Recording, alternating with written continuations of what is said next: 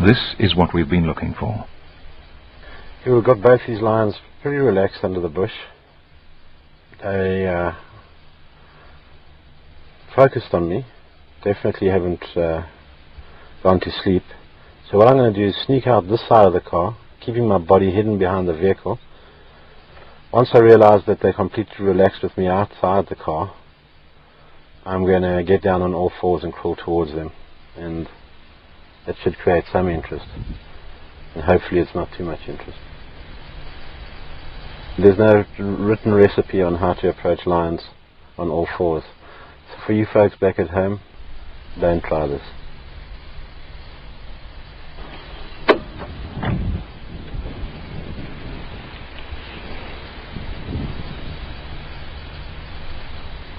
The lions are aware that we're out the car. The one staring continuously in my direction,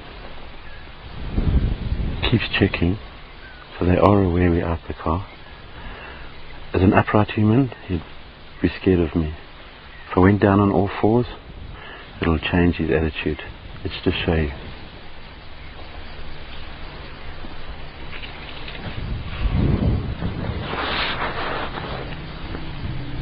Okay, let's go.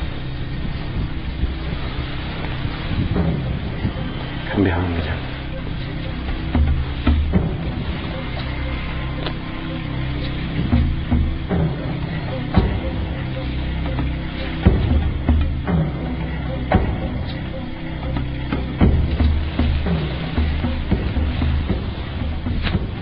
Straight towards him. I think he's going to probably scoot, so I'm going to crawl towards this bush in front of me.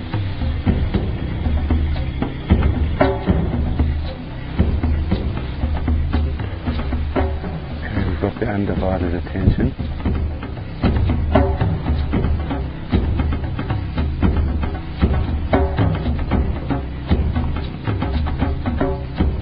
Lions have individual character. Mike will be meeting the more confident one.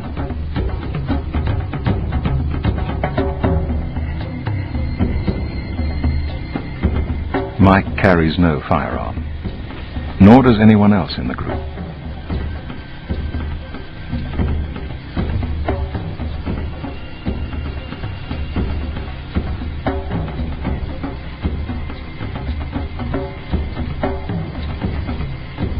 If the lion rushes Mike now, he has absolutely no chance of making it back to the vehicle.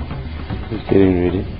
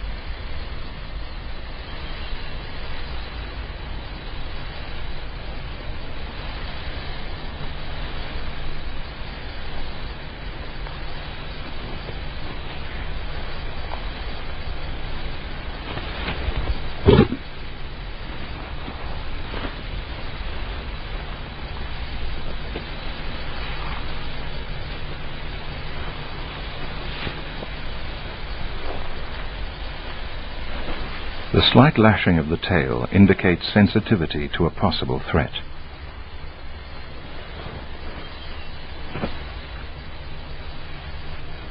Mike has spoken of floating over the edge of the lion's comfort zone. Whether he can exit safely is another matter.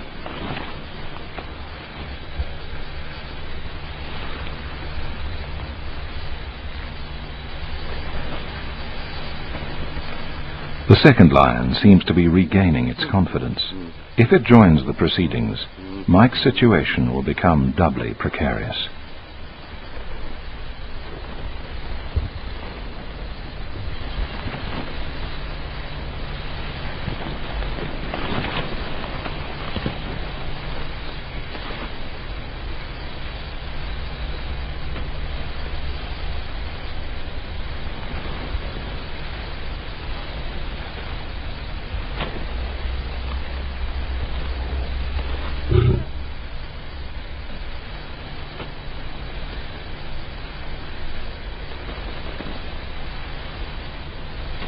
Mike plays the lion along, trying to keep its psyche balanced on the razor's edge between interest and caution, or between attack and retreat. By looking away from Mike, the lion avoids a direct staring match, and at the same time shows its teeth in profile. The pose is partly defensive, partly threatening.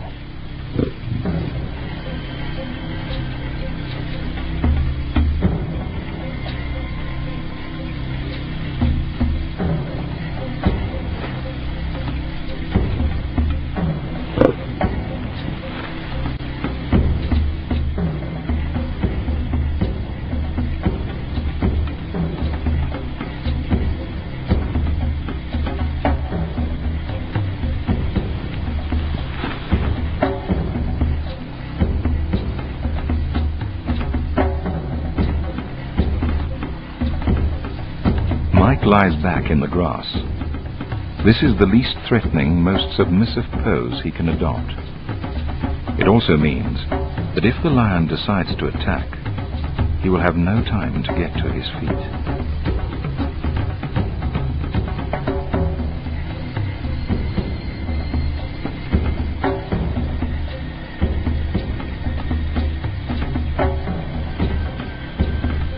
An exploratory jab with a paw could remove Mike's face.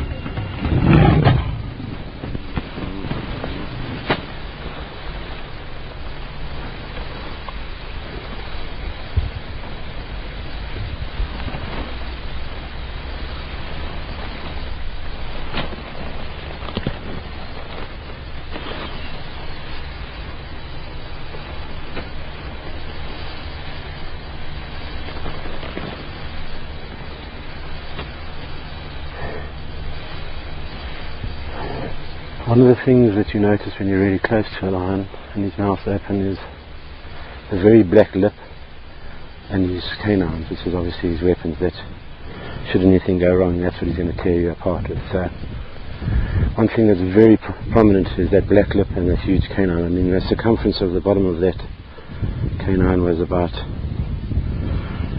bigger than $1, you know, so very sharp. I could even see the saliva on his lips. And he got very interested in me at the end, came in very close, which probably made him a little more braver than, he was braver than I. I always backed off out of his circle so that I didn't become didn't obvious a prey. You know, if something doesn't move and he comes in and he sniffs, and he likes what he smells, he's going to give you a cuff. And if that cuff knocks you out or injures you, or draws blood, the whole process changes. The cogs go forward and that's what becomes a kill. So are lions man-eaters? This morning it didn't look like. He was very interested as a toy or a plaything, but I don't think he saw me as a food source.